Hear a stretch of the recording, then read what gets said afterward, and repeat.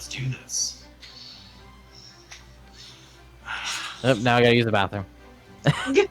I will find out where you live, because I don't actually know yet. I didn't give the address. I'll just follow you home one day. Why has this car been following me this whole time? I don't know. Alright. Got this shit. That's all that matters. Cool. Let's get into this today. Get some funsies. Court and jail and all that. Really great. Great fun! But, with that stated, how's it going, everyone? We are the Quaternity of Dice, and we are here on session 12, I do believe. To start things off, my name is Chris. I am your Game Master, or GM, for our endeavors as we play Pathfinder, the 2nd edition, more specifically the remastered 2nd edition. I am joined by my 4 amazingly beautiful players. Beautiful players, please introduce yourselves. Why, thank you. My name's Brett. I play Zavi Advani, and I just woke up from a nap.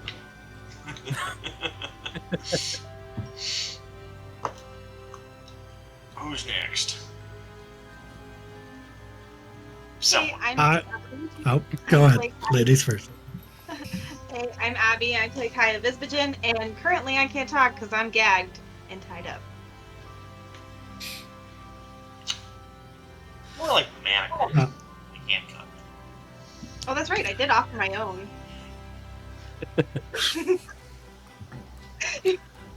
Hi, Blake. I'm playing Toazora, and Toa's just been framed by a bunch of circus folks.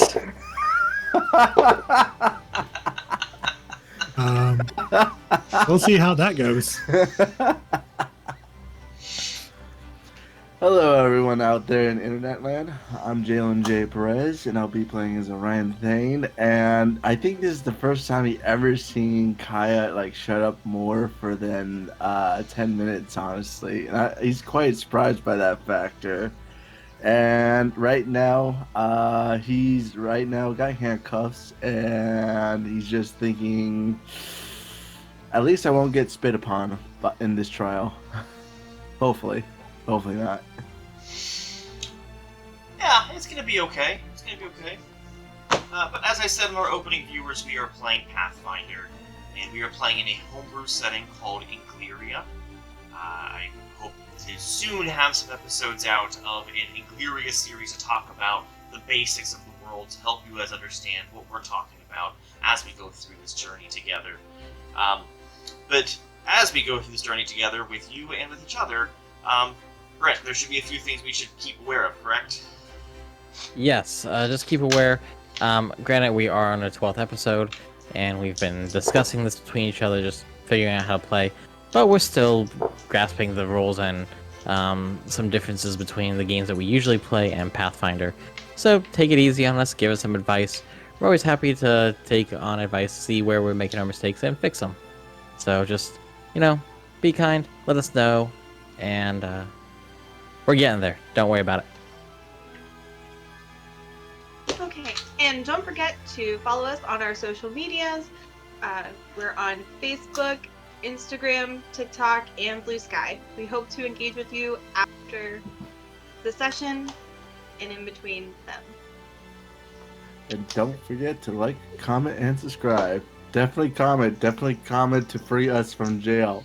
Really hoping on that. Free Drumar, free the monkey, free the gnome, and free the noble. Free Toa. Because besides the framing part, he is innocent. Yep. But all that to come and more for this session, so let's go ahead and get started today, and we'll see all of you guys on the other side of the opening.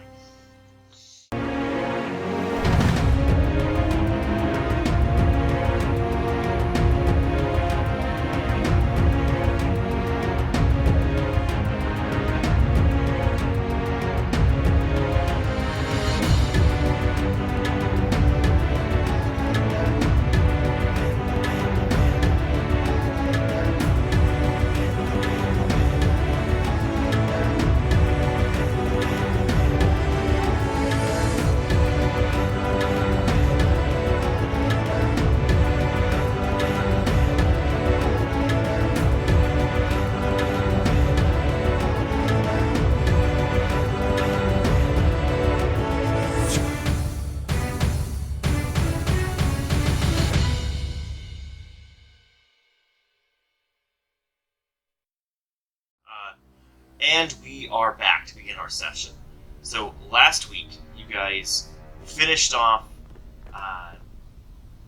You come off finishing a fight in the tunnels of the smuggler's den, and you looked around the ancient forge, magical forge, and looked around the whole entire room, and you found a lot of stuff. You found this, looking into the forge itself, you realized this is an Exodus era magical forge that uses Exodus era type magic to fuel itself. You found a battery that is made very badly, a magical battery that is supposed to help fuel spells, but it's supposed to fuel only one tradition of magic, and this giant one you guys found supplies magic of all 4 traditions at the same time, and it doesn't work very well together. It's fighting itself. It's at no risk of exploding or anything, but it's still not safe to use, as you guys had seen with one of the pirates who almost killed himself by hitting it. You found bodies of varying states of decay.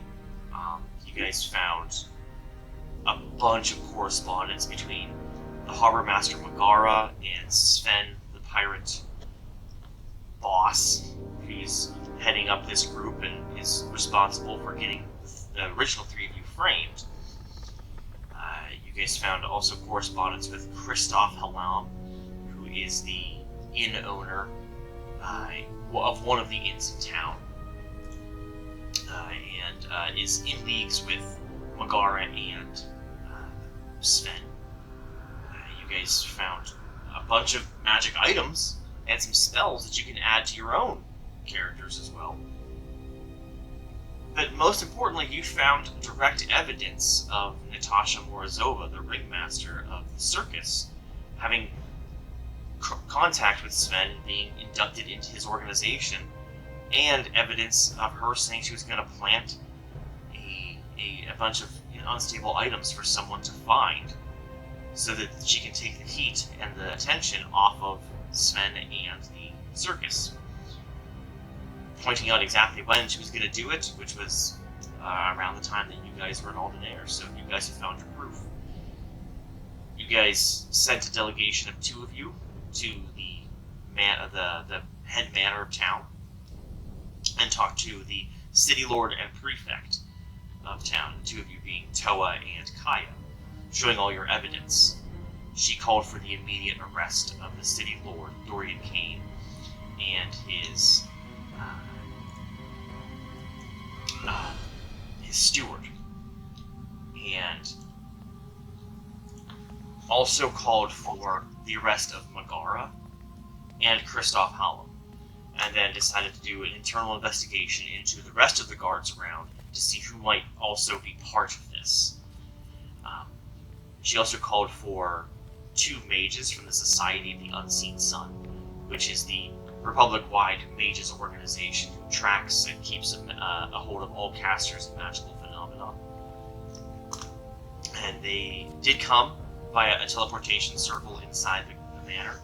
The elven wizard known as Akihara Satoshi, and the human druid named Deidre Harmony. The 2 of them went with you guys and a couple of guards and the prefect back down to the tunnels where Zavi and Orion had been waiting with the 3 people you knocked out, and assessed the situation. The wizard and the druid from the society decided to lock down the ancient forge and put it under society control, while the rest of you went up into the other chamber to talk with Laura Torren, the prefect of the region in which Hokan was in, God's Hook Prefecture. During the conversation, it was decided that you guys would kind of tell her about who you were, and a little bit of Deidre explained the needs as well about your guys' names. And with that, she called for the immediate arrest of all 4 of you because of your supposed murder of that small child in Aldenair, and Toa was arrested simply by association, pending trial. And that's where we're going to end up beginning.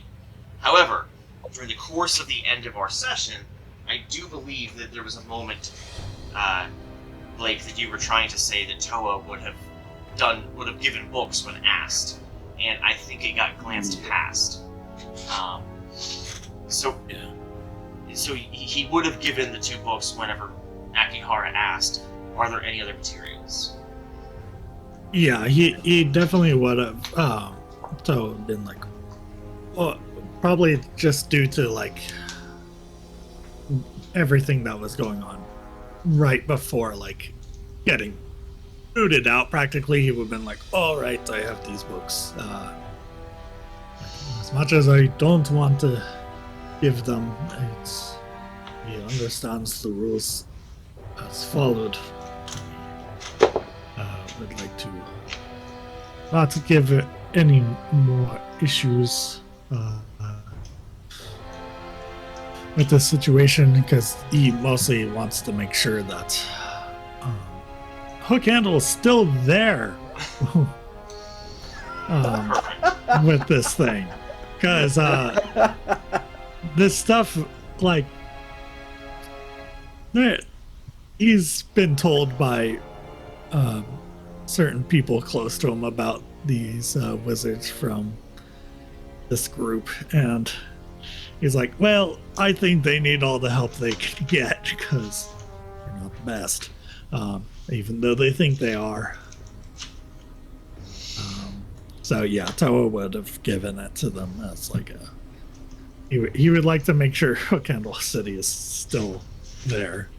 Absolutely. And so when you do give it to him, we'll rewind slightly. And Akihara would take it and say, "Oh, perfect. It seems you've kept these safe. As anyone would do, these books look quite dainty and valuable. Especially this one." And he pulls out the bigger book and he says, "This is far more ancient than I would have possibly guessed. These are a good bit of information to have. These will help unlocking this maybe quite a bit easier. Yeah. You all have done a good thing by showing us these items. Anytime you find yourself in town, if you should be curious about the as a scholar yourself, I can tell that you are a learned wizard. If you should so want, I can give you small updates on how things are going down here, if that would be something you would desire." That would be appreciated. Maybe even share some insights.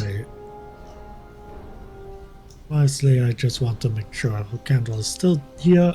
There's several restaurants that I quite enjoy, and I have spent a few resources making sure that they are still there after the fire that happened earlier this morning. So, yes, I'm giving these to you as a guarantee that no issues can be caused by this thing because of misinformation. Perfect. Well, I know that one of us will be in touch eventually with you anyway to go over your status and make sure you are registered with our network of mages. And so, should you find yourself in Torcandle and need to, or feel the desire to learn more about this, we will have a guard stationed at the top of the tunnels here. Ask them and they will contact me if I should be around, and we shall talk. Okay, perfect. Thank you. Okay? And then from that point, everything that happened near the end happens the way it did. Deidre notices your guys' names and says that she knows you from talking to Ahiri out in Scioto. That gets Laura Torrens' attention, and we are with you guys getting arrested. So, back to that point. You guys have been asked for your weapons, and all of your, not all of your gear, but at least your weapons. You can't fight yet.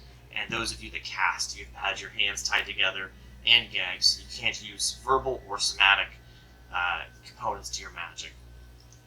And they begin having you make your way back through the tunnels out. And they give you guys a good bit of help. Those of you, Kaya and Toa, they give you guys a bit of help on the way up the ladders because they don't want you tripping and falling because your hands are bound. But once back outside, you guys are also free to try to talk as much as you want. Obviously, Kaya and Toa is going to be a bit more difficult for you, but Zavi and Orion, if you want to try to talk to them about anything, you can. They will read you a somewhat variation of Miranda rights, where it's like you have the right to remain, to not implicate yourselves. So we recommend shutting up, but you can speak if you feel like it. There's some kind of variation of that. So if you want to say anything, interrupt me at any time while I narrate what happens. But they walk you guys. Right? What's that? Do I have the right to request a mage to heal me? Because I still have stab marks in the back of my side that I would really like to get healed right now. We will provide first aid once we get to the jail. Do not worry. And so they start walking with you guys, and they trace you back up the same way that Toa and Kaya had gone before, through town and near the Hooked Manor. But instead of going directly to the gates, you go a little bit further past the gate on the other side, and there is another building there, which is not quite as imposing, but almost as large. And this is the jail site. I just plugged my pen. Not like this. Dramatic. That's how That's how emphatic I am about serious the jail. situation. But this building is almost as imposing, and Toa, you would know this from your 5 months in town so far. This is the jail. It is a 5-story building that is kind of designed almost like it's a square, but with like a hole in the middle, and that is like the courtyard area where they do let some prisoners out to get some exercise and get some sunlight and what have you. And there are guard stations at each corner on the outer ring and on the inner part of it. They can look around and see what's going on. They bring you guys inside, and once you enter the door, Toa and Kaya, you feel this immediately. You enter a room. Once you enter in, it feels heavy, but also light at the same time. Something feels wrong, and you can feel that your connection to the magical essences is interrupted. And they come forward and take the gag off your guys' mouths and undo your hands from being bound this way until just being connected by your wrists. And they say, this is a precautionary measure because some of our inmates are powerful casters, and we don't want them escaping by means of magic, do we, or inciting any kind of fight by a means of magic. So while you are in these halls, you are incapable of casting. Question. Uh-huh. What happened to Moko? Moko is here. It doesn't disrupt any currently running magic, it just makes it so you can't cast anything further. So he'd still be around. Is he still like with me, or is he? Yeah, you say he's usually tucked up in like your cloak or whatever. He's there. Wasn't okay. Sounds good. Wanna keep Moko accounted for. And no one knows he's there. I've been rolling secret perception checks. No one knows that you have him with you. Sounds great. They take you to a check-in station, and they have a fingerprint done of you guys, and they have all kinds. Like, they ask you guys basic information about yourselves, your names, where you're from, all those good things. And then after that point, they bring you to a separate room where they tell you to. There's a bunch of stalls in here, and with no doors on them, but they're just separated for some reason. I don't know why they did this, but well, I do know why, but I'm not going to tell you. I want you guys to guess it. And they say, "Here are your garb. Please transfer your possessions to the box inside there and change into these garb. And it is a simple blue pair of pants and shirt with some blue or leather, simple like shoes that are slip-ons with no ties or laces of any kind. And they have you changed into there, and inside each of these little stalls is a chest that can be opened, and they tell you to put all of your gear inside there. And they're large. They're large enough that you should be able to fit everything. Even the warhammer and your javelins, Orion, they should all fit in these things. Do any of you object to any of that? Or of any kind of a fight? Do you have any in gray, or is it just blue? Just the blue, sorry. Okay, I mean, I guess. And I do huff, and as I gently put my sword cane in there. Okay. My other stuff. I mean. They had your weapons. Yeah, not the weapon. I mean the rest of my stuff, my bag and everything. Gotcha. I understand completely. I'm no, making sure no one looking at me as I change. Yeah, there's a guard that stands with their back to you and kind of like in the entryway of the stalls, so that like they're trying to block view of you guys to make it so you get a little bit of privacy. They do end up getting a couple of other people for Kaya to stand there, and that way and they have their backs to you guys, but they have swords at the ready just in case you pull some shit. Gotcha. But I also add that Laura Torin is still here.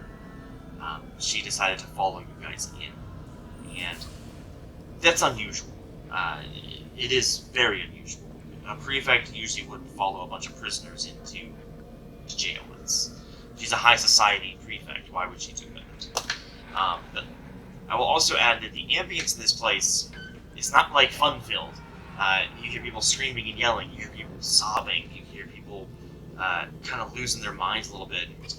Clanging against bars. And they don't want to be here, obviously.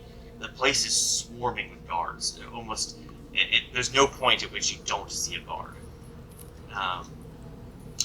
After you guys all get your belongings put in the chests and have your prison guard put on, they usher you guys back out into a second hallway, and you notice that someone takes the chests from each of yours, writes a label on it, attaches that, and then picks it up, sometimes with help, because obviously Orion, your chest is super heavy, because you have a lot of heavy armor and stuff. Not only that, the spears, the javelins, the warhammer, the shields, all the kits and everything else are just like, son of a... And so they carry those with you guys, and they bring you down a couple different hallways, and they eventually come to a separated wing, and it says low impact. And they bring you guys in, and you enter a room that has cells on along one wall. The entire other wall is bare. There's nothing here, except one window that looks out into the courtyard. And they usher you guys all four together in one of the larger cells. These cells aren't tiny. If you guys have ever seen like a temporary holding cell in like a police station, it's like that. But there are some smaller ones down the end, but they're not being used at the moment, as far as you can tell. So they usher all four of you in together, and it's basic accommodations. There is a bucket in there to share, and there are 4 cots. Actually, there's more, about 7 cots in total in there, but obviously you only need 4. And a couple of the guards take your chests and put them down against the wall across from your cell, and they leave them there. And they stand on either side of the chests and just kind of stand there at the attention. The Brandon, who had come with you guys the entire time, as he stands here, he says, "What? This isn't where I'm supposed to be stationed. Usually, what do I do?" And Laura says, "Go back to your post. We don't need you anymore." He goes, okay, bye, guys. It was a pleasure. This is awkward.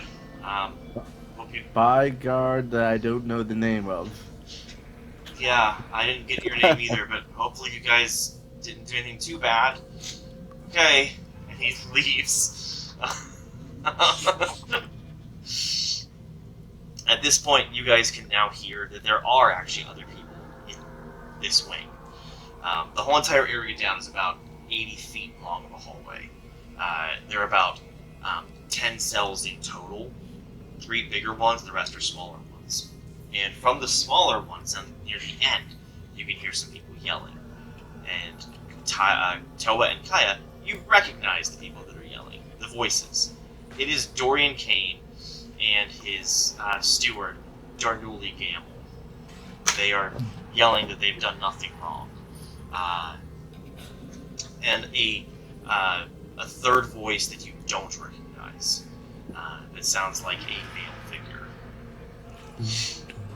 Can you say the name This again of is the fun. steward? Oh. Darnuli. Darnuli. Thank you.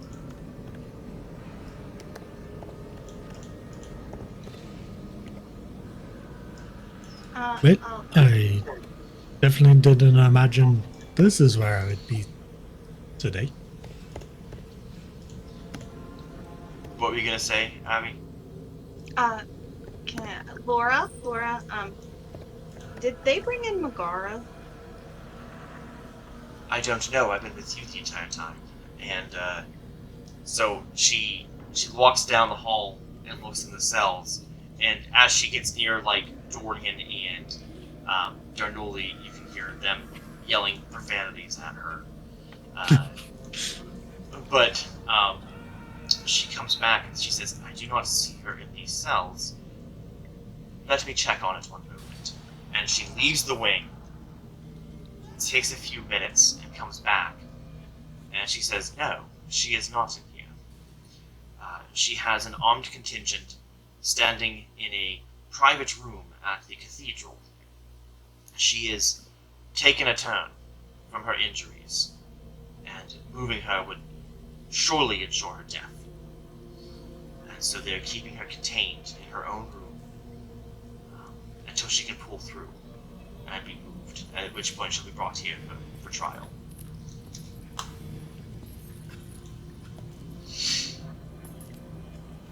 Well, I'm gonna thank Orion. He's behind the bars, correct? Who? I'm behind the bars, right? I'm in my Yeah, own you guys li- are all 4 in a cell together now, and the cell has been shut and locked. Alright, I go up to the bar and address the prefect, and I thank her for the escort to the jail, and thank her for listening to what we presented for the evidence and everything else. It is the least I could do given the circumstances. I wish things would be better suited. I know that you guys have done a good job. I can't say much else because I have some work to do. But I have no jurisdiction in Ichinata, or in Aldenair specifically. And so it may be a case that you all 4 have to be shipped there to face trial. I am not sure. But if I have any updates, I will come see you. Or I will send someone to come see you. And she drops her voice so that only you guys can hear. And she gets closer and she says, "I am rooting for you. I want you all to know that. You have done a good thing. You've done a couple of good things from what I hear. I will see what I can do to help you. But in the meantime, be good and be quiet." Before she goes, can I ask her just to make sure she gives a fair trial for Megara, considering her circumstances? We shall see. I tell her I understand there has to be a punishment, but hopefully she has a chance for atonement. She. we read her journal, and I don't think she would have ever done this if she hadn't been put in such a terrible circumstance.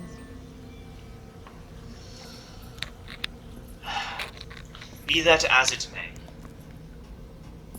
even though you may have a hard time of things, it does not give you an excuse to hurt and kill people. And so, we will try to be as kind and just as possible, but we have to look at the fact that she willingly made this choice. And she's going to have to live with whatever consequences come from it. She must have a fair and trial that fits what she has done, but just understand the circumstances that brought her to this position and how Dorian caused this. Do you say it loud enough so that he can potentially hear? He's about 60 to 70 feet away from you. Actually, probably closer to 50 feet. I would say that I'm actually not up near the bars, I'm further back, so yes. Okay. He'd hear you from his cell down the way and say, "Keep my name out of your mouth." Shut your mouth. This is about to turn into a yell. And he starts going into a rage. He goes, "I've done nothing. This is not my fault.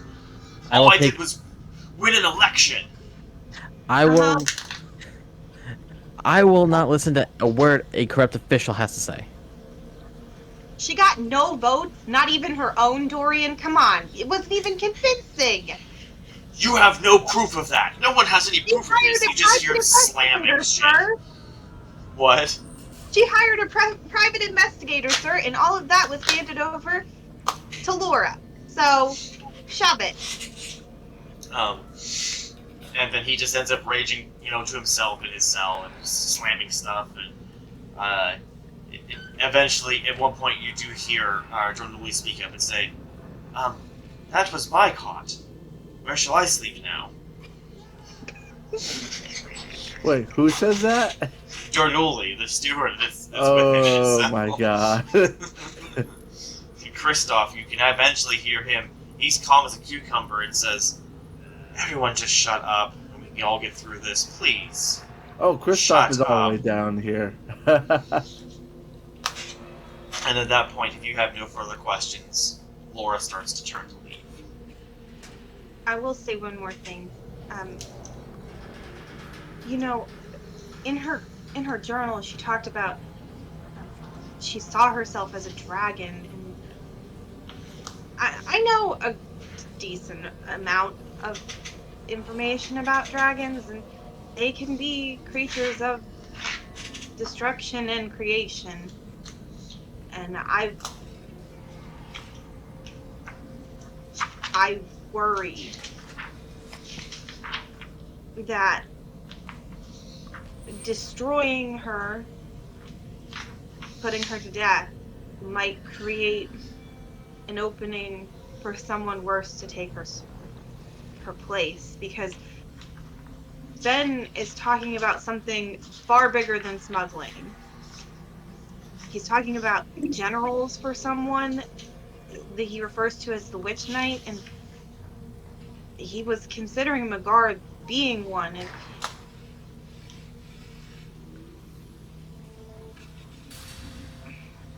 I just worry. Well, time will tell what's going to happen. But for now, we need to pay attention to what's going to happen to the four of you first. I'll provide updates if and when I can. So please just stay calm. And she turns to leave. At this point, you guys are free to have conversation, but I'm going to end up saying that throughout the next couple of hours, every hour a person comes through and gives you guys some first aid. Thank freaking God. And throughout the course of the night, because you guys can have first aid done to you once an hour, eventually we're going to say you guys can just get to full health. Uh, while they're trying to heal, once after the first guard already heals me, can I look toward Toa and just say, I'm sorry for everything that happened. I know this might be something that you never thought, but I humbly apologize because the only reason you're in here correctly is because of us, and I'm sorry for that. Oh, well, thank you. Yes, I did not imagine this day going the way it did. But, you know, as much as a unforeseen circumstances I am in right now, I did at least get to witness some Exodus era magic at work, which was quite exciting. So I can consider this an even draw, as I probably put it. You know, I'm still here. I did. It's no, I will say. So, but I can only believe in the justice system will prevail. Because otherwise, I'm going to have a lot of explaining to do to my grandfather. And Nonetheless, I still thank you for helping us with the battles and helping the townsfolk. Of Even course, though it's the right thing to do. even though we kind of lied to you, and again, I apologize for that.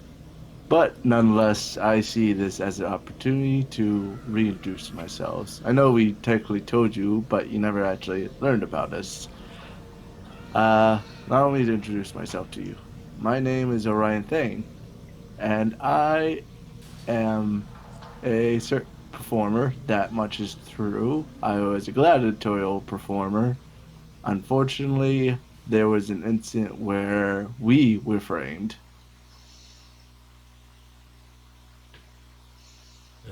Thank you so much, Ryan. It's a pleasure. As some of you have heard a little bit, well, obviously, my name is Toa. Toa Zora is technically what I go by, but my actual first name is Zora, but I just go by Toa. Yeah, so my grandfather is the prefect in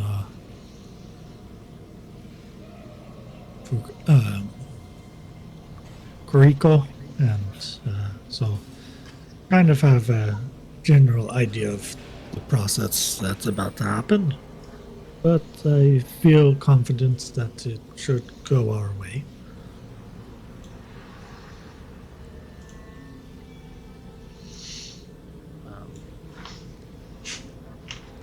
I guess I can just say I'm sorry that everyone's in this position. I feel like part of this whole thing started with me, with the going back to our days at the circus. Sorry that you're stuck in this toa. Glad you're here, because I do not know much about all the stuff that's going on.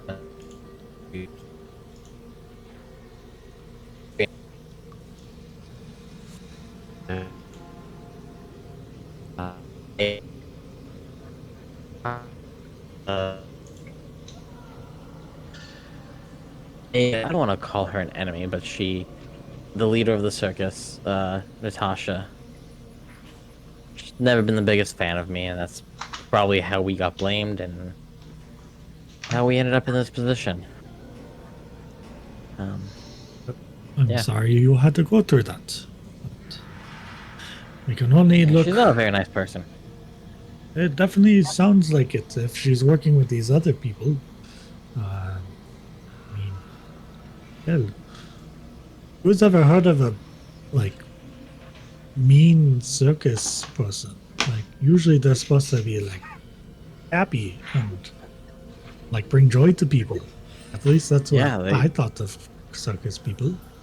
I always thought of them as people who sing and perform, and they don't do anything to exploit the people who are with them. And she was not one of those. She made sure to try to exploit everything she could. Oh, I, some I, people. I, I was gonna say Zavi. I don't blame you for that, but I was gonna say, nonetheless, from what you told me, it was the right move. Zavi, do not feel bad for what you did or what you've done, because you gave us the first intuition of hope and preparation, considering she flat out sold us out, pinned us for murder that we did not commit, and you managed to get a wind of it and warn us. You're the reason why we're still alive and managed to do the things and help out people. Never forget that. And to be Yeah, fair, Zoe, come on, we weren't always the most honest folk at the circus. Some of those mini games and everything else, those carnival rides that were rigged. Come on. They're all rigged. Yeah, I mean, there's always a little bit of a sleight of hand to have things happen, but you never mess with people who weren't okay with it, that couldn't afford to lose a silver piece here and there. Um, I was gonna say but yeah, that bearded lady wasn't that bearded lady act. She was just a dwarf with a fuzzy head. Come on. I mean, sometimes I had to give her some of my fur. I remember that. We had to wait for a full 2 weeks for your fur to grow back.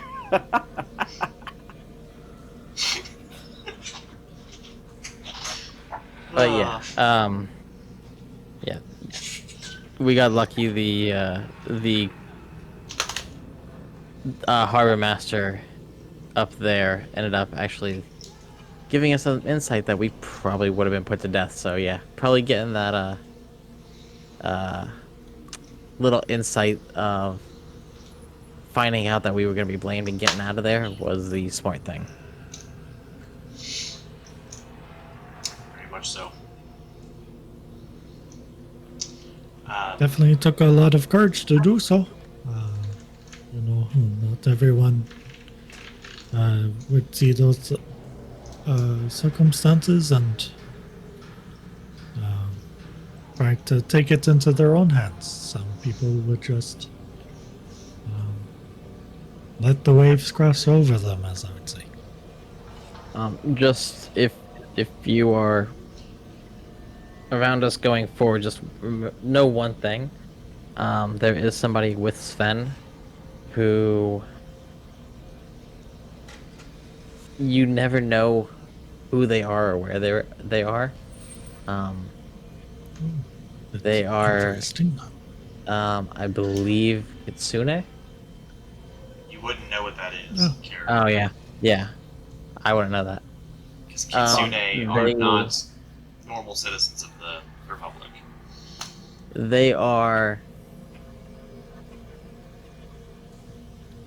They're not human. They are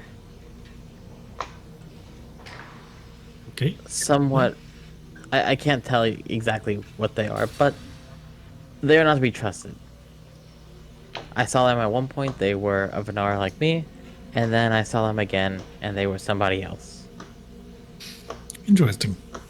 Oh, very interesting.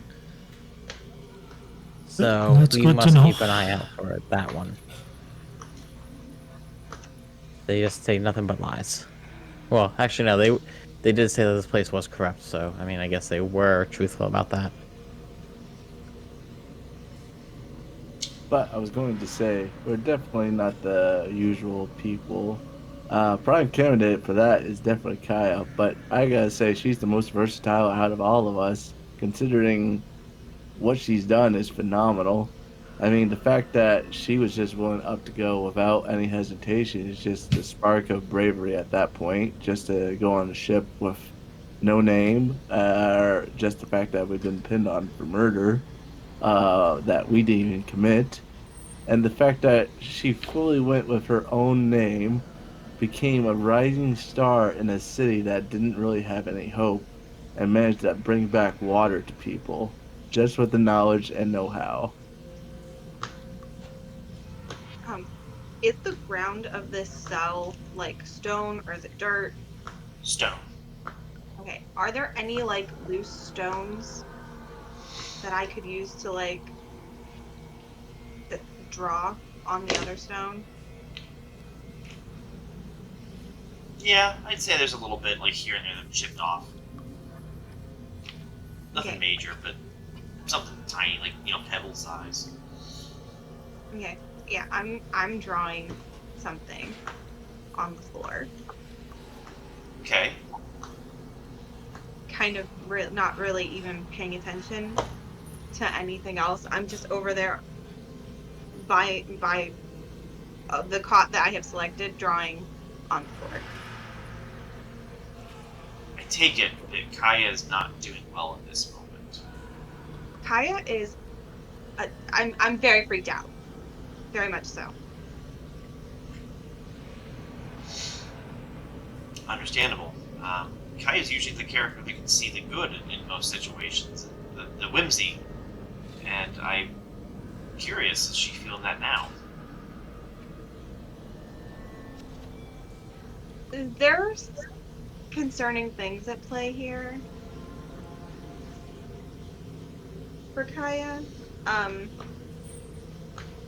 We've been introduced to something that is one of Kaya's major fears.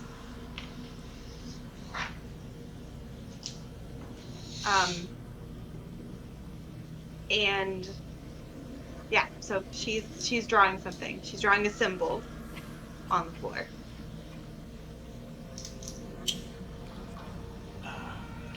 What does it look like? It looks like a serpent eating its tail. So an Ouroboros. Okay. I gotcha. And I know why you're doing it. Do we sense that Kaya is in this kind of funk by chance? Oh yeah, it's very easy to tell. I mean, you're not hiding it, right? No. I'm gonna ask Kaya, are you feeling alright? No. No. Not at all, no. Well, What's wrong?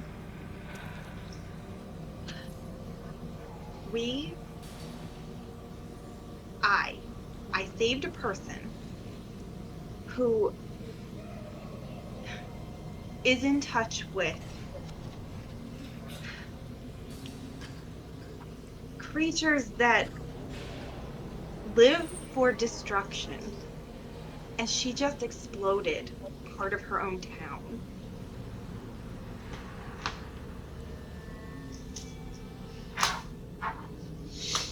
You had no way of knowing that beforehand. None of us did.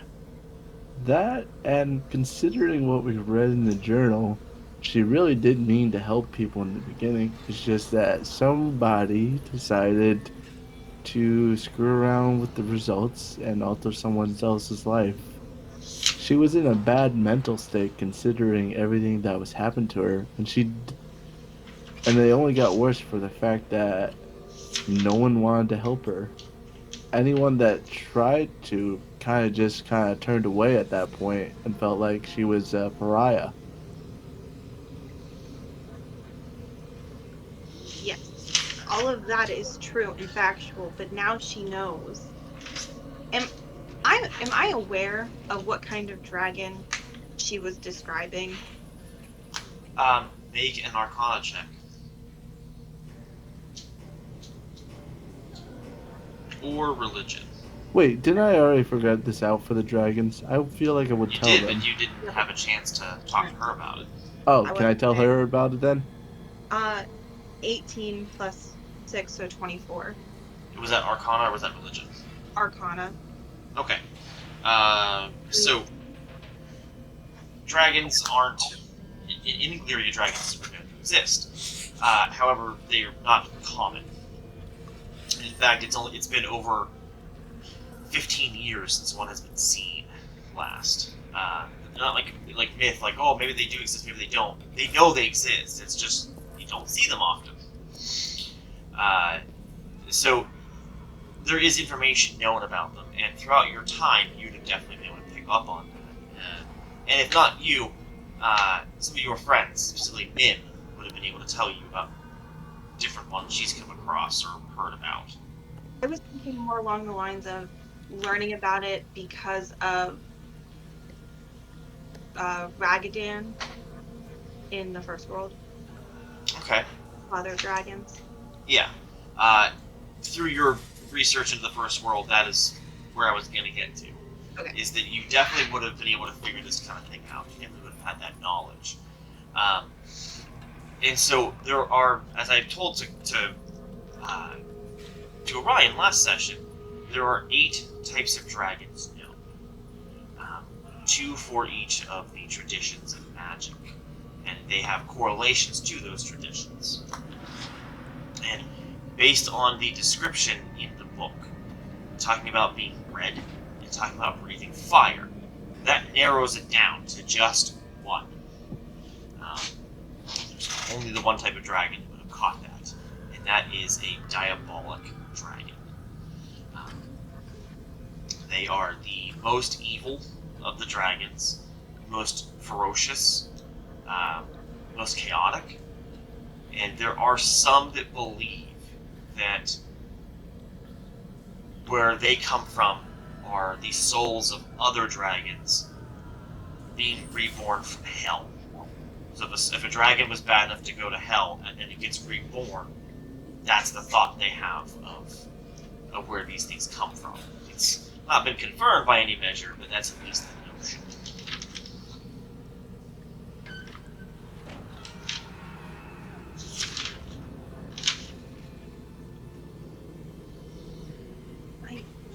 So the dragon she describes seeing, it's not good. It's evil, born from the hells, they think. And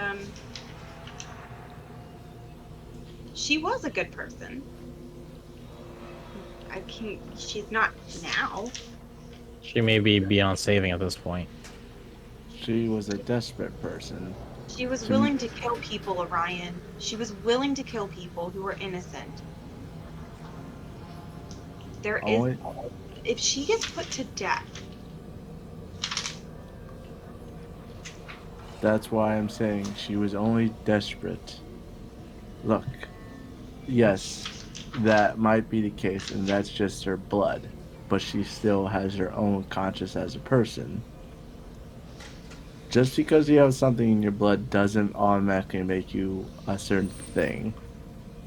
The choices you make you a certain thing, and she has chosen, even out of desperation. Some people can be desperate and not choose to kill people. Hi, you were about to say something there. You said if she gets put to death and stopped, what happens if she gets put to death? Well, she's not a good person. Where would her soul go? A diabolic dragon is a dragon that dies evil and gets brought back. Which is why I think she should be given the chance for atonement. At least make her understand what she did was still nonetheless wrong, and make her work to atone for that. Yes, but you can't force someone to atone for it. You can just punish them and make them do good things. It doesn't mean inherently she changes her belief on it. But I definitely don't think she should be put to death, because what if that's what the Witch Knight says, or that she's not ready yet? Which is why I'm not saying we should force it on her. She has to make that choice. Orion, there's an issue there. Even if she is put like to get atonement, what if her goal is to be killed? What if that is her overall goal? What if that's why she did this in the first place, knowing what was going to happen, where she would most likely die in the accident? Like- Not from. I don't know. Her actions kind of don't describe her that plan, considering one with the explosion, but she thought it was only going to affect the ship, and then two was the fact that she drank all that liquor all down in the basement, thinking that she was going to be fine. But She didn't think it was only going to be the ship, though. She even said it was going to kill other people. And that she was fine with it. And drinking that much alcohol, she could have even succumbed down there if she would have kept going. which is What why I if think after she, she lost all her power, her full power? which is why I think she has a guilty conscience. I don't think she has a guilty conscience.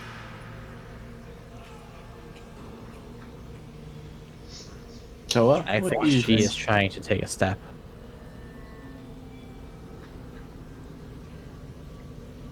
I was kind of just Zavi- been like Oh. sitting off in the corner, listening to all you, kind of thinking about this as well. So just kind of, if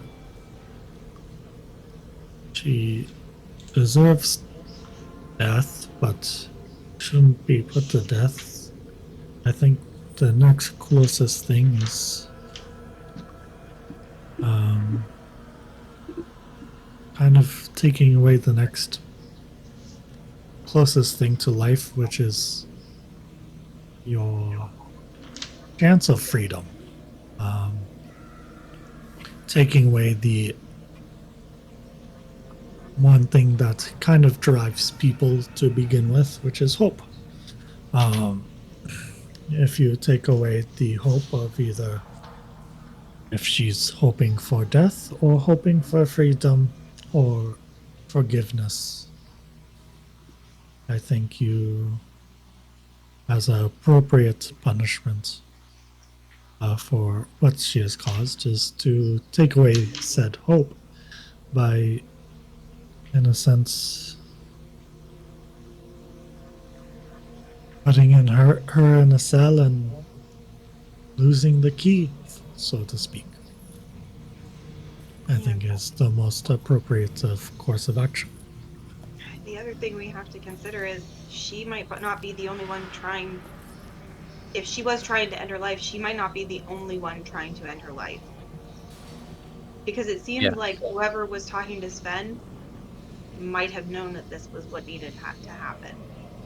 Which means it's more important that she stays alive, and at this point, if anything, I think the mages of the Unseen Eye, if anything, just that question her about the abilities, because they still seem to need more info about what's going on, especially if this Witch Knight character is involved. What can you tell us about this kind of crazy magic that this guy knows about from the Exodus period, Toa? But just finding information from this area is tough. Just even though Mr. Akihara claims to be the foremost expert on Exodus era magics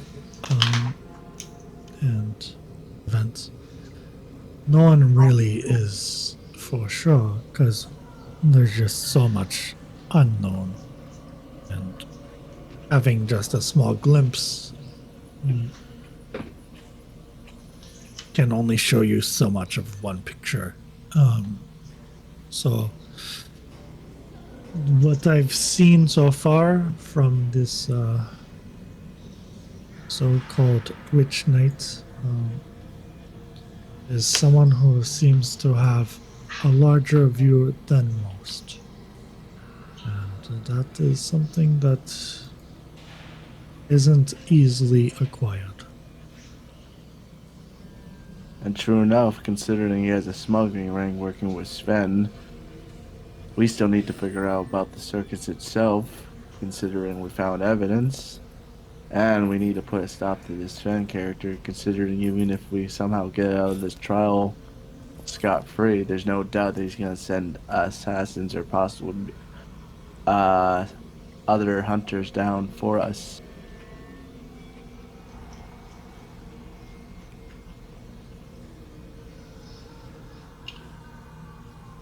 That's a good thought. Which why I believe, Toa, if you know any other magical locations or if you have any interesting thought, do you mind if I tag along on that? Or if we find any information, do you want us to help you on that part? Of course, I mean, in a sense, you're a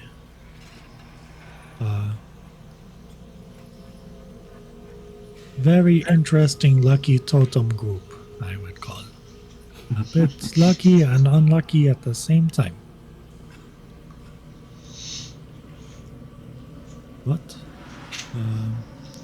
there have been, over the recent weeks, as I've been kind of losing hope in the search of items here, have been looking at like new areas to go check out that have been somewhat have same sort of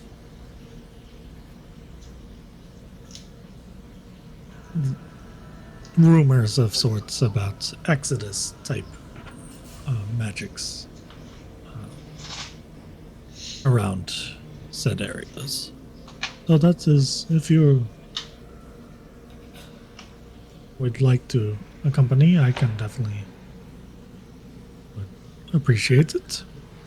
And who knows, maybe if this witch knight is so well versed, maybe looking more into this era and might lead us to a better source of information that can help track this individual down as well. And considering if we find these points of Exodius points, there's a good chance that we might run into more people like Sven, or he has other operations on the inland itself. Considering he seems to be smuggling more items through different sources, which might be a good point for you, Zavi, considering on that point we can keep an eye out for the circus, we can find about Sven, and we can learn about this strange folk that you encountered. It doesn't sound like no one's encountered them before, and Sven might be the only one. And if that's true, I can only bear grim at the thought that there's an entire race of people, or people that's under the thumb of that guy. What a cruel fate. So, as I had said earlier, throughout this entire time, every hour on the hour, there's people coming in to provide you guys with first aid. But after about, eventually at some point throughout the night, somebody else comes to visit you guys. And it is the steward of the prefect, the halfling that she had with her. And they come in, and they come to your cell, and they say, I have word from Laura. She told me to come and deliver a message to the three of you. I guess four of you. She works some magic. Not literal magic, just political sway.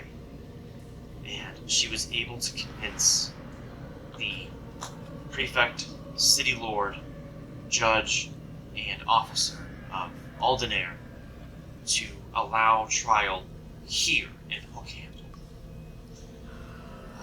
She has also agreed to have it expedited, and you guys will face trial tomorrow,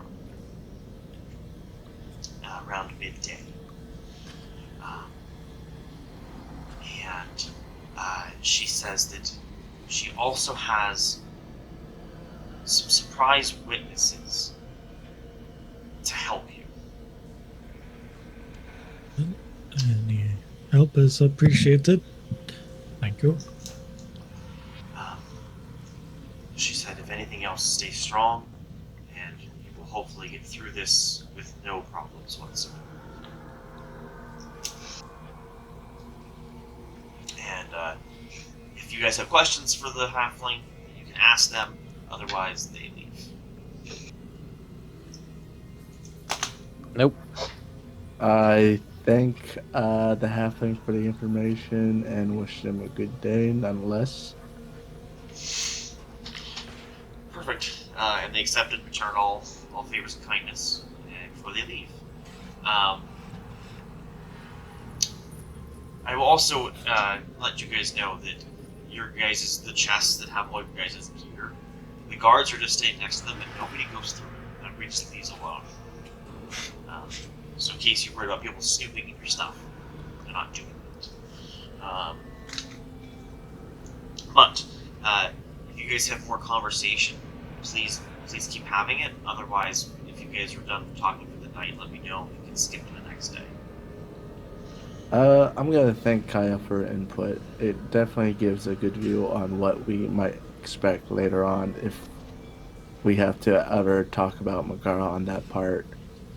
Because there's always going to be the point of devil's advocate or objection to reason for that one. So I thank her for that.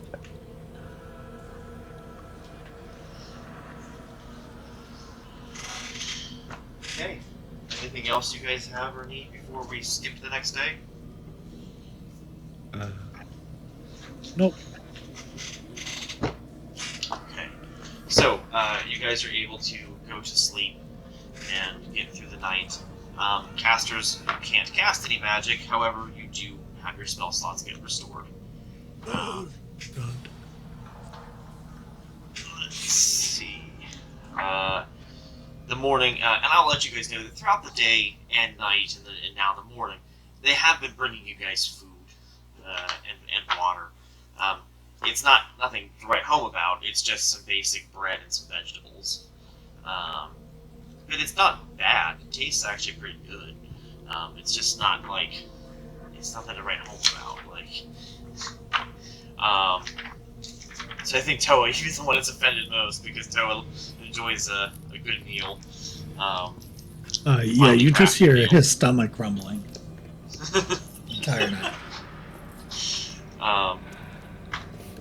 Let's see. Throughout the morning, again, everything's nice and calm. There's nothing really going on. You still hear Dorian and the steward down the hall in their cells, complaining and yelling and screaming all night.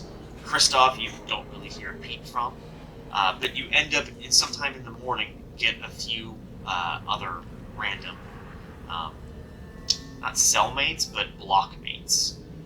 So first and foremost, two people are led down that you recognize. One of which is the guard that was down in the forge area that you guys had knocked out. They are conscious and obviously wearing the same outfits as you, but they are brought in and added to a cell. And they are accompanied by another guard. This one a female. Younger female with a braided red, like ginger red hair,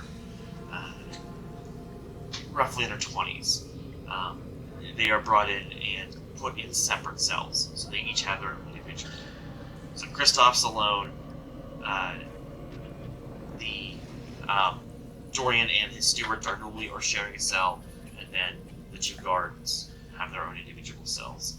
And the person, the female that had been with the guard, you guys would have recognized her. She was a guard that had been helping out with finding people and going around during the fire yesterday. Why she's in here, make any kind of assumption you want. Did they ever bring in that Minotaur guard? No. Oh no. My guess is there's some people that are trying to run away at this point.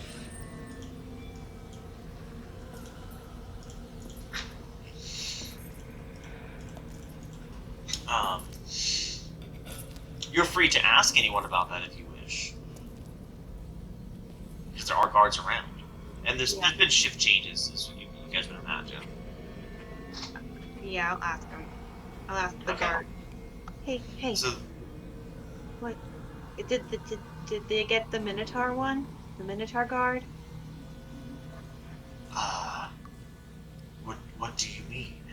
Well, I told them he was acting shifty and acted like he knew about the smuggler stuff and that he needed to be brought in. I don't know. And he turns. This particular guard is a dwarf. He turns and he yells down to the other guard a few feet down. He says, "They bring in a Minotaur?" And he says, "Yes." Another guard is human. Yes, there was a Minotaur one of our guards brought in last night. Although he's in a secure wing, he wouldn't stop fighting. He gored a couple people. Oh, Yeah, he didn't go quietly. And then I'm gonna look at the dwarf and I'm gonna say, hey, what's a prisoner's favorite instrument?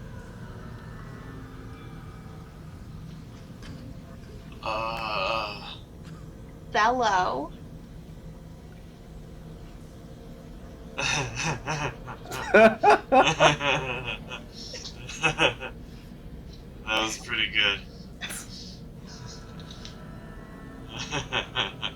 So, you just hear him like under his breath repeating the joke to himself for a few minutes.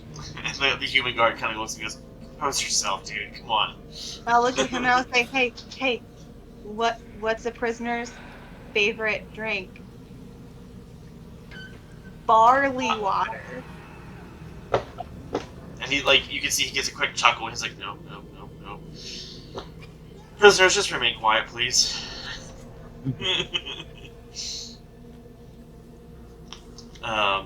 And with that, I'm gonna yell really loudly, "Good morning, Dorian. I hope you slept good in your cell." Go jump off a cliff.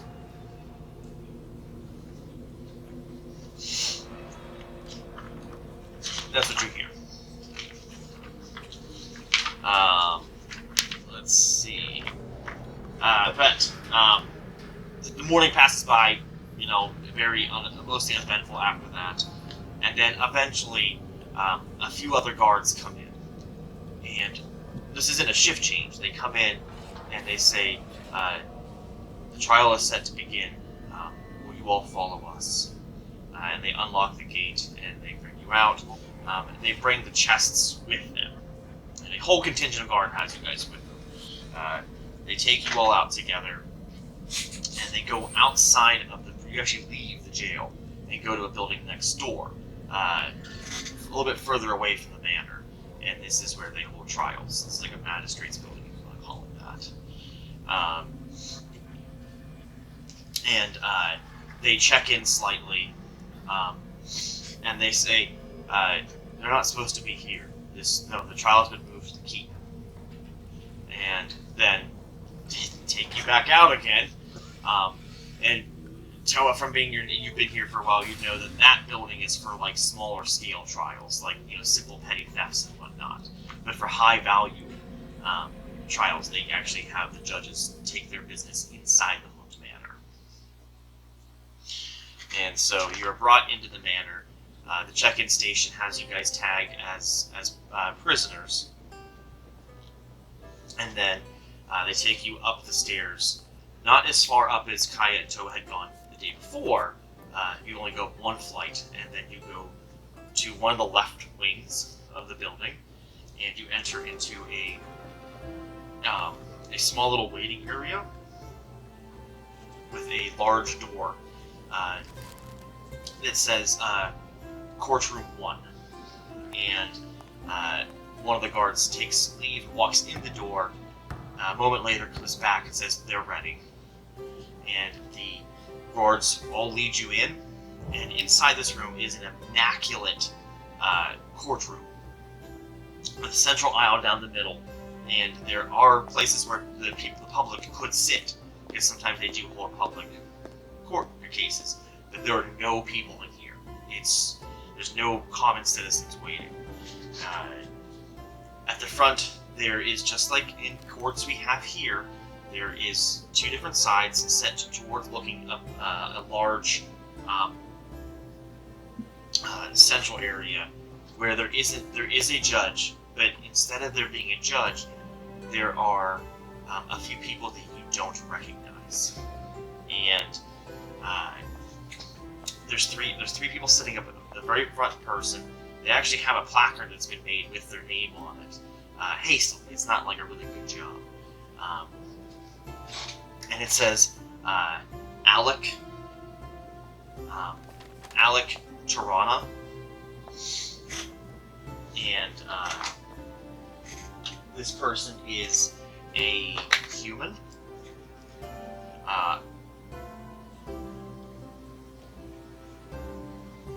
The person to their left is named Chia Satori, and they are an elf.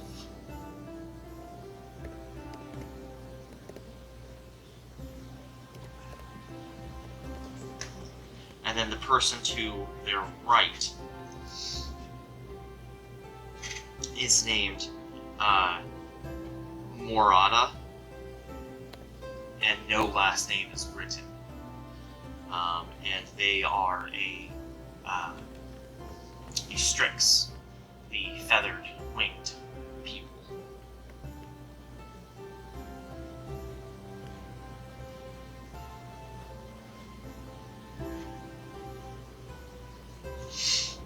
And then, to the right of that trio of people, you see some people that you recognize. You see Laura Torin. You see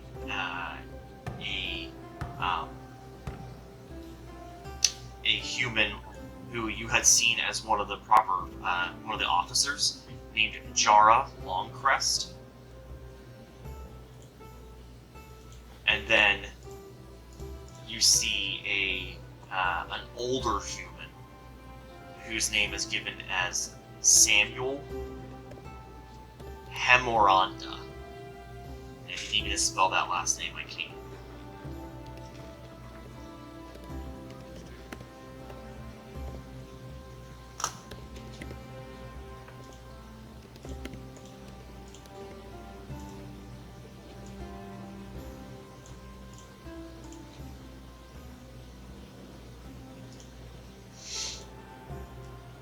And then to the right of that original group, you see two more people that you know, and one person you might not know.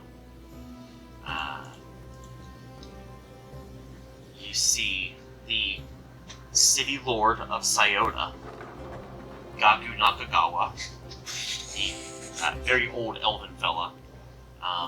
You see the prefect, also an elf, Keiko Ueda.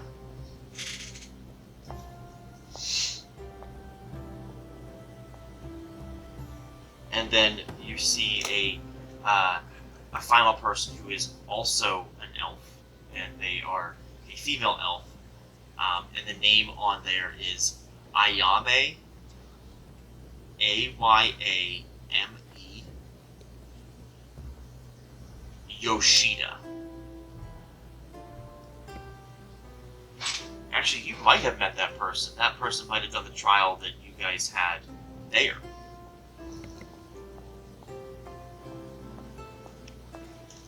I have to check back in notes, but I think that's who did it then.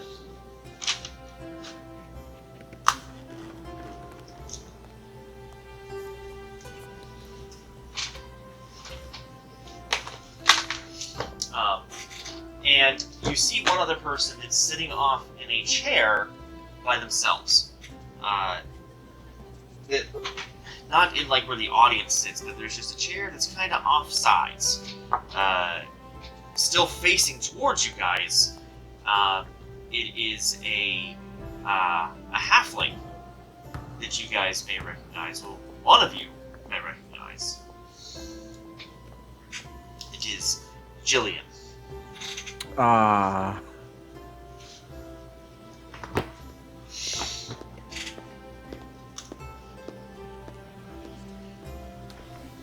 All right. Now here's what we're gonna do. I am not going to roleplay this entire trial because it's not going to be fun for you guys. It's just going to be me talking to myself because it's mainly going to be these three groups of folks, from Hookhandle, Aldenair, and Sayota, all talking at each other, presenting evidence and stuff. And there'll be moments when you're given questions to answer, but they're not really going to interact with you guys directly. And in fact, there will be counsel that's provided that tells you guys be quiet unless you're talked to. And so, I'm not going to roleplay with myself for 30 minutes to an hour. That just doesn't sound fun for you guys. So what I'll do is I'll tell you guys the basic points of what gets made in this trial. And then we'll open it to you guys having the opportunity to speak. And so it starts off with Chia Satori and the elven person from Aldenair. And she speaks up and says that I am the city lady of Aldenair, and I'm going to start this proceedings off with what I think is a very poor example of the law being taken care of, and these three being allowed to be free for as long as they have. And that's the opening statement that she makes. She kicks it off just saying that the evidence they have puts you guys in the exact area where those magic items were found, and where that little boy was that messed with them and made them explode. And that part of town was mostly off limits, and no one should have been over there.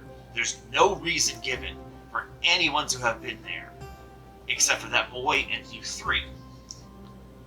And so that puts you guys in direct violation of admission of where you guys were. They say location based. There's no reason anybody else would have been there, so it had to be these three that did this. And they said upon finding out about this, they fled, and that should also be an admission of guilt. Who flees if they're innocent?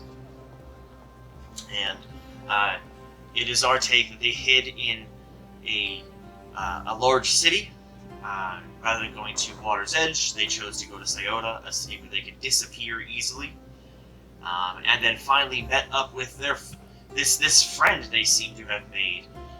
This man here, and they point to Toa and say that, it's obvious, given his lineage, given who he's related to, that they fled seeking his counsel so that he could use his familial influence to take away, to get rid of these charges, to save their butts.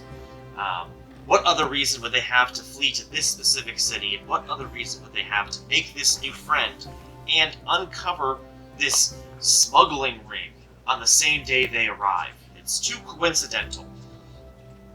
And so that's their link to you, Toa, is that they believe that they were here, that these three came specifically to find you, that they already knew you, and that you were going to use your grandfather to get them out of trouble. After that, Laura stands up, and she, this I will roleplay. She looks at the three of them and she says, "Do you know how stupid you sound? What sense does any of that make? If this man is the grandfather of a prefect all the way in Koriko Prefecture, in the city of Lokibo, why wouldn't they just go there? Why come here to the complete opposite side of the Republic? It makes no sense. If they would use his influence, they would go to him specifically to use that influence. They were already one continent above. They were a couple of days' travel away from Mokibo while they were in Sayota. They had days in that city to book passage anywhere they wanted, and they came to Hokkaido. Your logic does not make sense. And she says, and this man, and she points at Yuto, and she says, this man has been living in this city for 5 months and has never had a bad thing happen. He has been a model citizen and a beautifully well-crafted tourist to our city. And she says, the only thing that he is guilty of is making some new friends and being quite the studious fellow. She says he has no reason to be part of this trial besides the fact that he helped them uncover a plot in my city.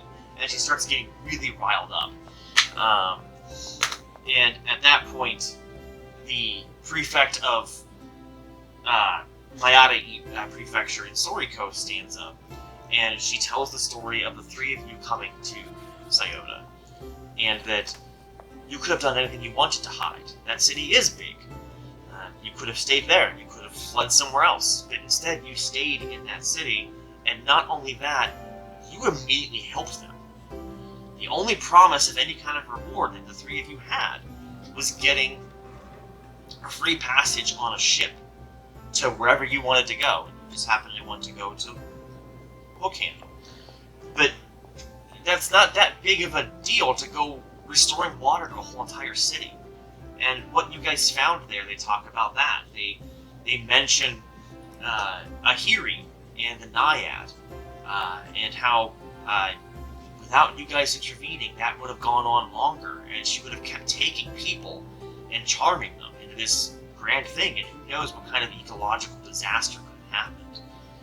But you guys risked your lives and saved the town, and when you finally arrived back in town from the desert, you didn't even take a whole day. You immediately went looking into the monuments problem they had and saved that town thousands upon thousands of gold. And saved people on the road who were being attacked by those 2 rogue orcs. And you didn't ask for anything in return out of that. You were given a reward, but you never asked.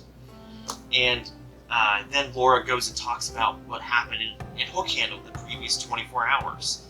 And they start painting this picture of, if they're so bad they would kill a kid, why would they do any of the stuff that they've done? And that's the big amount of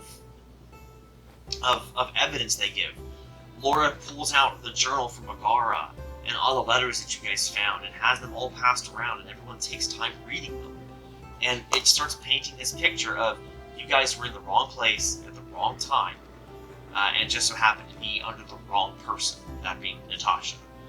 And once all the evidence is given, Laura simply says, with all it's given, I can't expect them to be in here much longer, and I can't expect us to be in here much longer. So what do you all say? Talking to Alec, Chia, and Murata.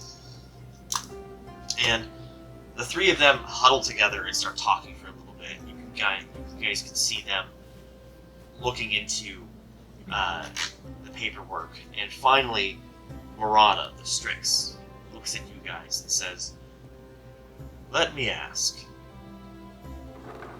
why did you run?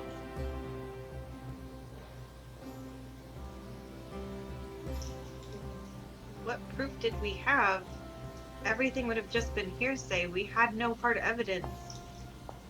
And it would have been the whole circus, aside from Orion's father, against us, saying we did it. We had no way out. This was the only option. And so I take it that... Well, why come... How did you know to come to Hokkaido? Zabi? Following a lead, we were looking into a way to clear our name, and honestly, I can't remember where I had heard about it, but I think it was before we even left in the first place that coming to Hookhandle was going to be best place to find a way to clear our names.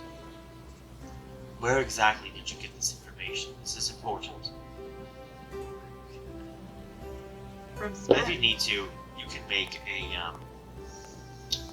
what would be the best one?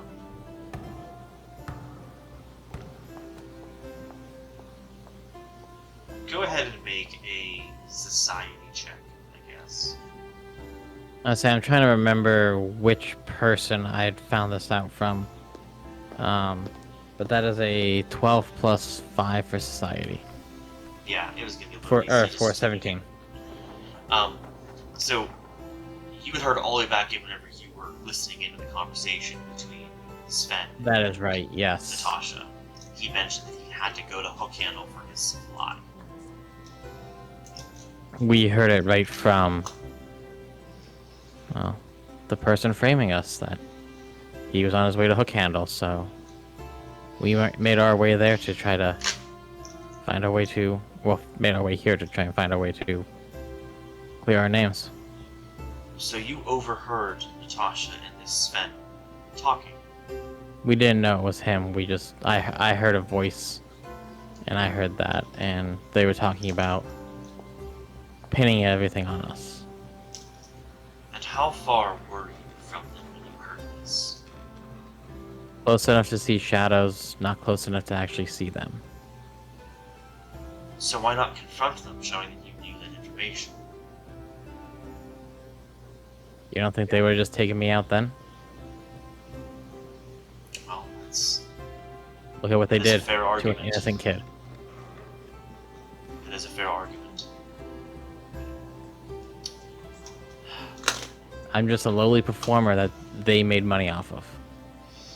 I see. And let me ask, why did the three of you help so readily in Scioto?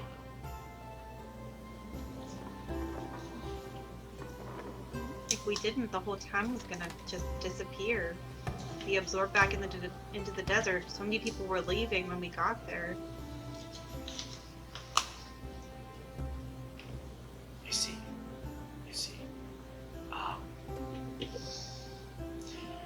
Well, and I need a few more moments. And he starts talking to the two others again.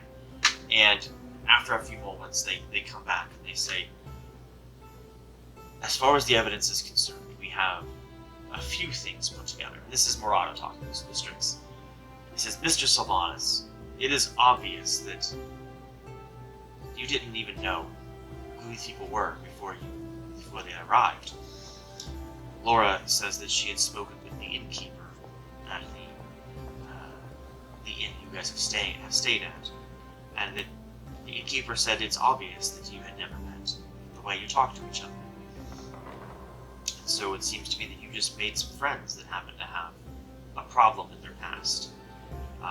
So, as far as we're concerned, you have no part of this on our end. And Laura speaks up and she says, and he has no part of any evil or unkindness in our city. So you are hereby absolved of any wrongdoing whatsoever, and will be compensated for the issue of being kept overnight in a cell. Much appreciated. And Murata continues, as for the three of you, the evidence that we have here suggests that there was something else going on. What we are lacking is any evidence of these people specifically putting these items.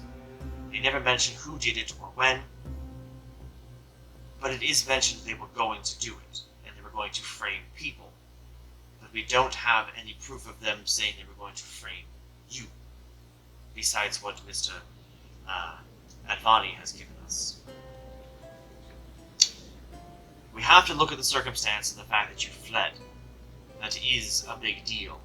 However, I am under the belief that you fled for your safety, that you saw there was an incredible threat, and that there was no evidence to the contrary of what you had done. And so, it makes sense that you would not have stayed.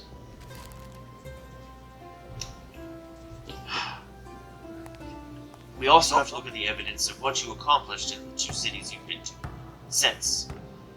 In Scioto, you helped without hesitation, and with the barest minimum of reward.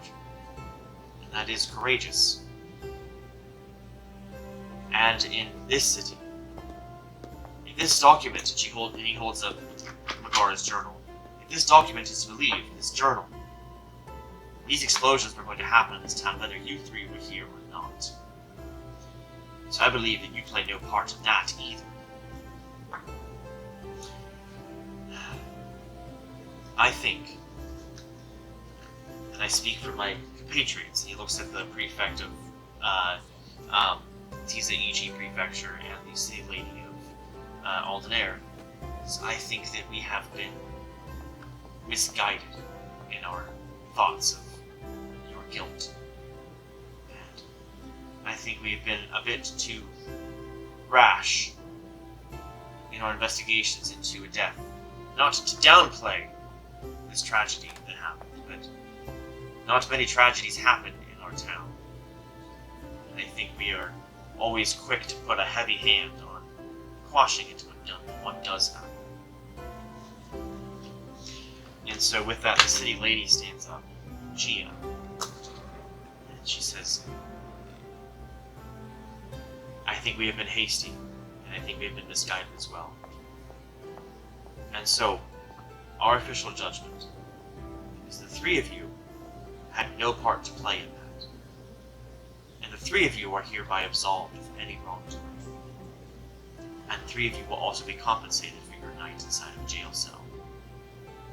And I think an accommodation should be made for the cities of Scioto and Hookhandle for what you have done. And the delegates from Scioto already speak up and say they've already been paid for their services to us. Not only in a free ride to Hookhandle, but they had received a monetary reward. And they will also be awarded that they have a new monument in the city dedicated to the saviors of water.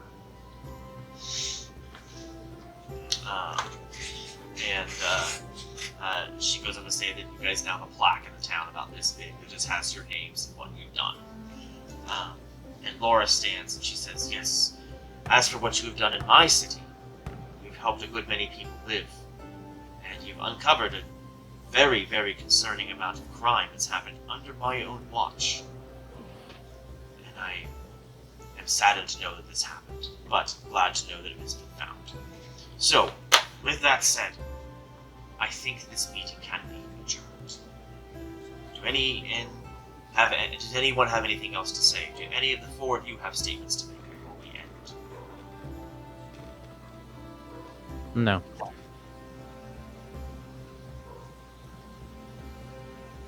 Fair enough. Well, what was that? One quick thing.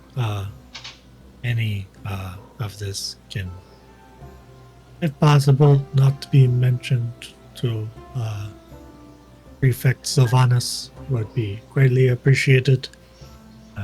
Be a waste of his time. I think we can all agree. I agree as well. I think so. Perfect. Can I make a statement, Your Honor? Absolutely. You are allowed.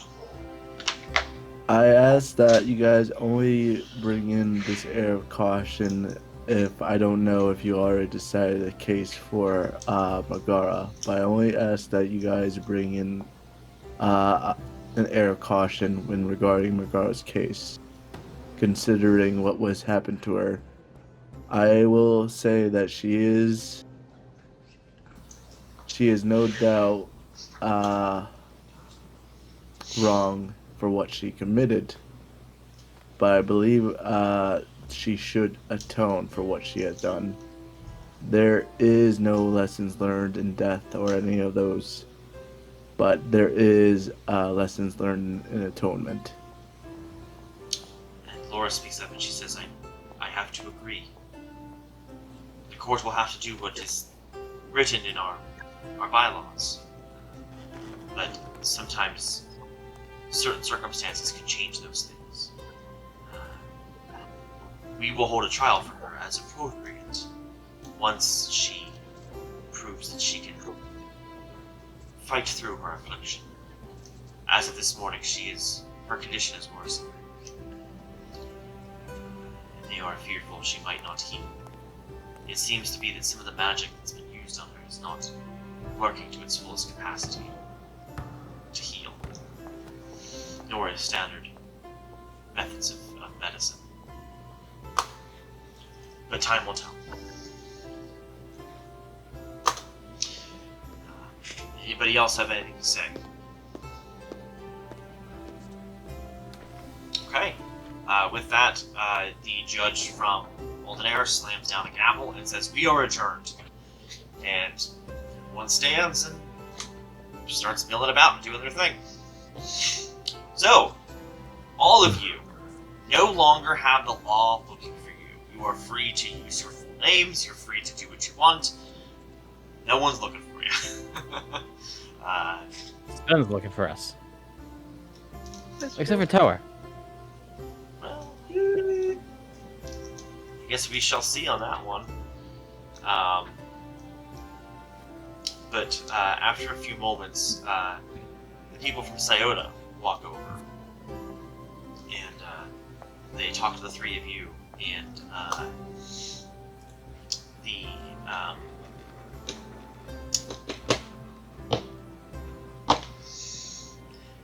the city lord, Kaku.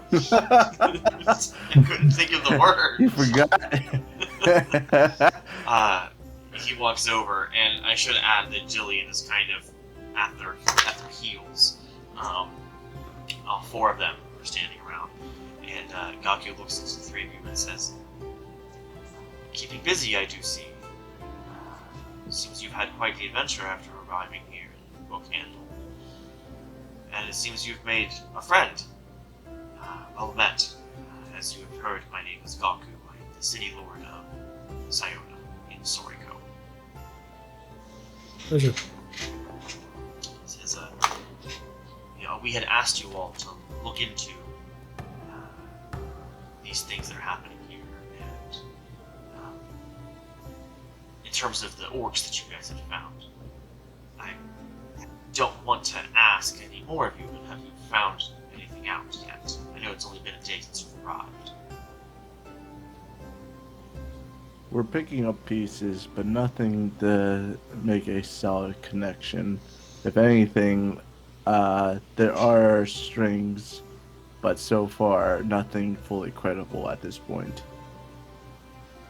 I know it's only been a day since you've arrived in this city, so I can't imagine that anything has been found yet. But please, that human woman, the posh human, there's something strange there, and I hope that something is found.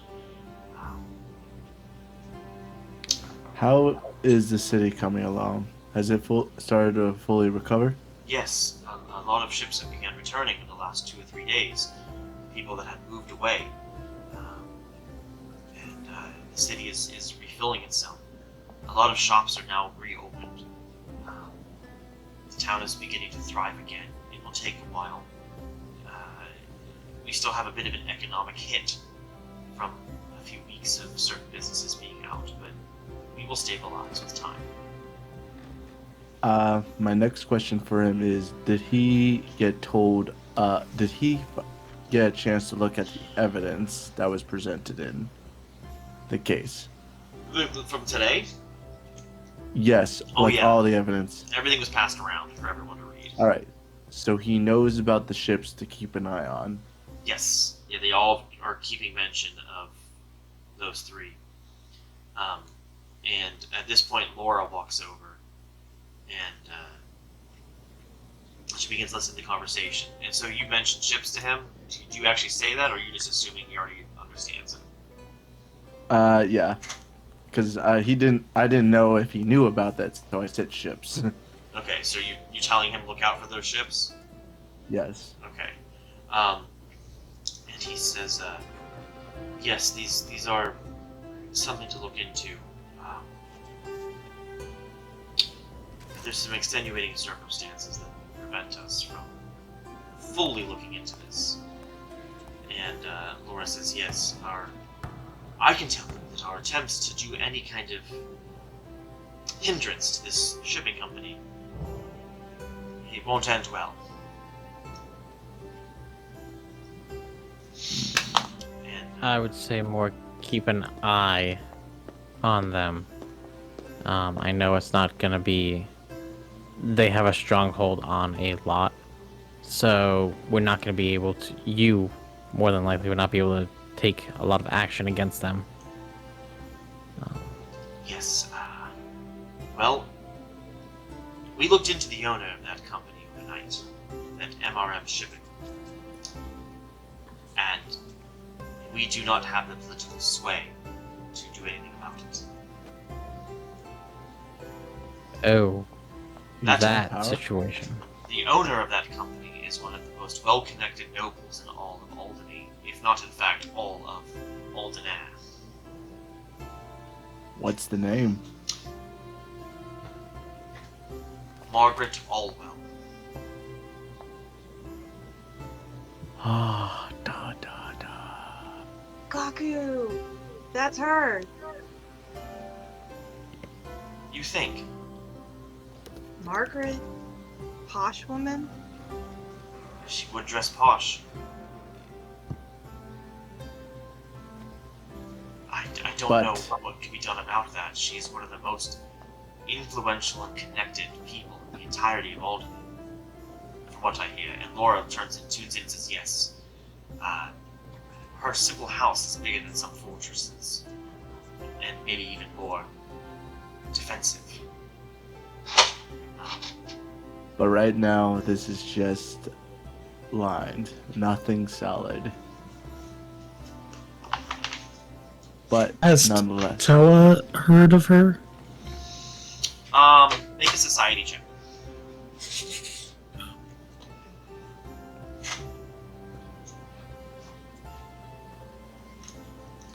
18 plus 8 for 26. Absolutely, Nice. yeah, good. And so, you know of the nobility, because you partially are noble yourself. People whose families have held offices, elected officials like prefect and city lady or lord. Actually, all major things are all elected officials, but there's no term limits. And so, some people can make a living out of being these positions. And this person is from a dynasty of people that have been city lord and prefect of two specific places. The prefect of South Tanos Prefecture, and specifically the history of city lords and ladies in Tanos City, which is on the southeastern side of Alderney. It is the second biggest city in all of Alderney, and at one time was the capital of Alderney. This woman has a reputation of being exactly what you think of as an evil rich person. Uses their money to make any problems disappear, to keep themselves safe.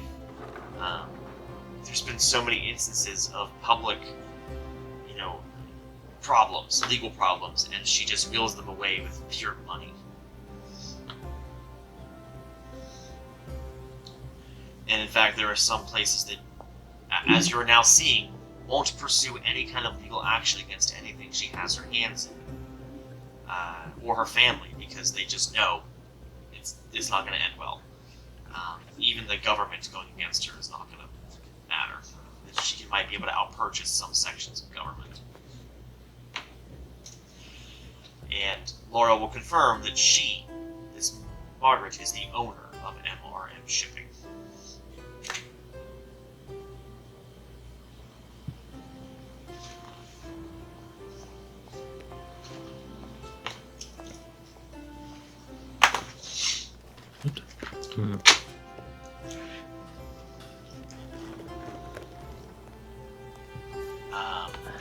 But Gaku will turn and say, if that is the truth, if this is the person that's influencing org matters, what place would they have? What does it matter if they're... She's from Alderney. What does Zoriko have anything to do with her? That's where we have to find out more information. But until then, I would say let's just keep our heads down at that point. Yes, Laurel turns in and says, tread very lightly if taking any action against the Allwood family. It's not something you can easily tackle.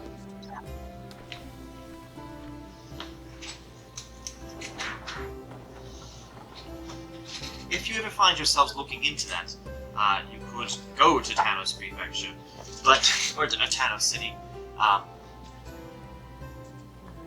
would have no truck with them. It can't end well.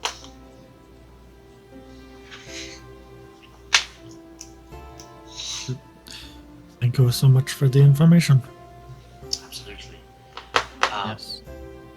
And they begin to start walking away and talk to some other people. Before they start to leave, I just want to thank them once again for coming in, vouching for us, and also make sure to look at Jillian and as I'm thanking them and give her a wink. Okay. Before they leave, Gaku says, thankfully we have teleportation magic. We have a circle in our keep, and they have one here, so we can, within a moment, be here. Be careful on your endeavors, and good luck to any of you. And after you give a wing, are you trying to like hide it so that only she sees, or? Yeah. Okay. She says, very loudly, louder than she usually talks, "Thanks for the wink. Maybe you should write me sometime."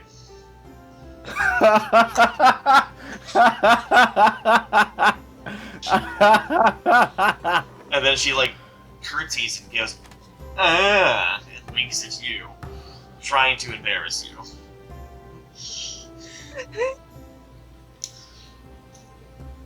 Don't worry, I will. I've only been here for one day and I ended up in jail, so. She chuckles slightly, and then you can tell that she's kind of being pushed along by the prefect and city lord. But she drops her head and says, "Seriously, please be careful and please write." I will. And then they go and talk to some other people. The guards bring you guys the chests of all your stuff, and they say, "You can take all your stuff. You can keep the prison blues. Those are our gift to you."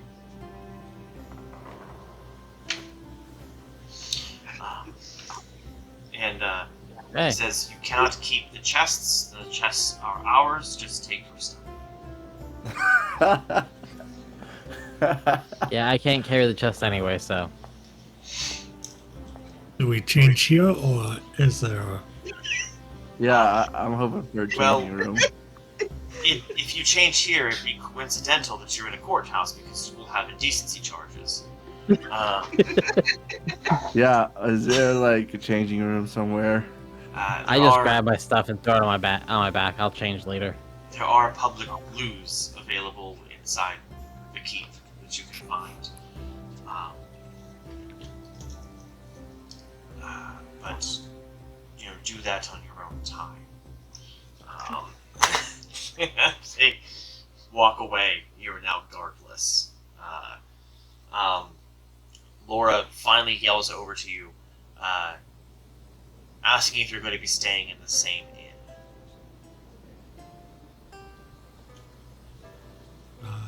Yes, I know. I mean, I paid for that inn. And I then don't see why not. she sees everyone kind of look at her from yelling across the room, and she kind of gets a little bit embarrassed, and then kind of shuffles back over again. And, Nah, I walk up to her just to save the embarrassment. and says, "What are your guys' plans now? Are you going to be staying in town, or will you be leaving, or what? Well, I know We if need to- anything, we probably have to Oh. re-equip ourselves and just make sure we get ready for the next adventure at this point. But there's still the matter with Sven. We need to Zombie? figure out what our next step is from here. We know what we are looking into with the magic that they're using, but also the fact that Sven is working on a plan that does not seem good. We just need to see what our next step is. We just gotta get a little bit of information before we decide where we're going. So, can I expect you all to be here in the morning? Yes. It's about Is 1 there o'clock breakfast? it's about 1 o'clock in the afternoon now, after the trial is over. And she just asked if you guys will be there the following morning still. Are we should- you offering to get us breakfast? I just gave like Zombie the sternest look. It was like, dang. Make a diplomacy roll. I cast guidance. What did you roll? Well, it's a new session. Hero point. What did you roll? Now I need to know. And what does guidance give? A +1. Let's see, diplomacy. So that's 6 plus 5 plus 1 for 12. My original roll was a 2 plus 6. It's always a 2 and a hero point. That seems to So, be the fixture. Total of 12. She says, we can meet up for breakfast, I guess, but, well, what I wanted to know is, you do have compensation coming your way for the evening in jail, and, she says, I do apologize for having to do that. I was just following what would have been natural law. If I had not arrested all of you, Toa included,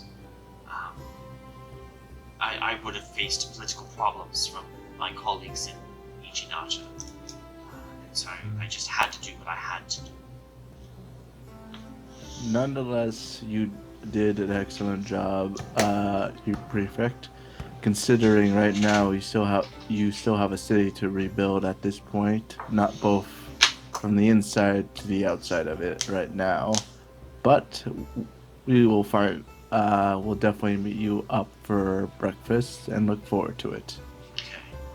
Okay. At that moment, you hear Toa's stomach make a fairly loud rumble. That was Moko. Okay. So at this point, you guys are free to leave. I take it you're going back to your inn. I'm going to get changed. I'm still stuck in this prisoner's clause. Fair enough. You guys can be shown where the public, loo is. You can get changed, get yourselves equipped with all your gear. That's totally acceptable. Would you be going back to your inn, or is there somewhere else you guys would be going together?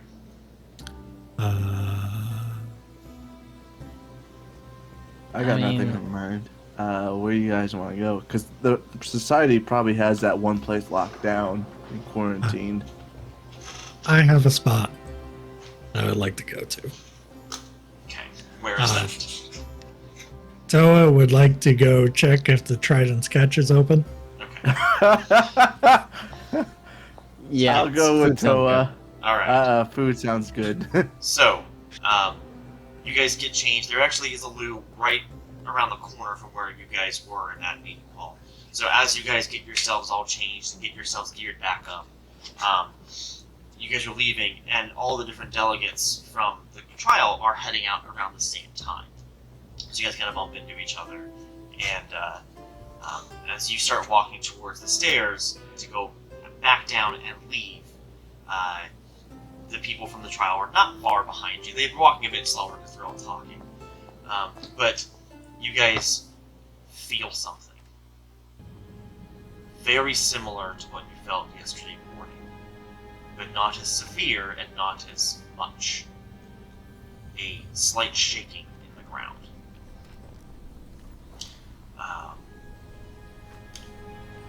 And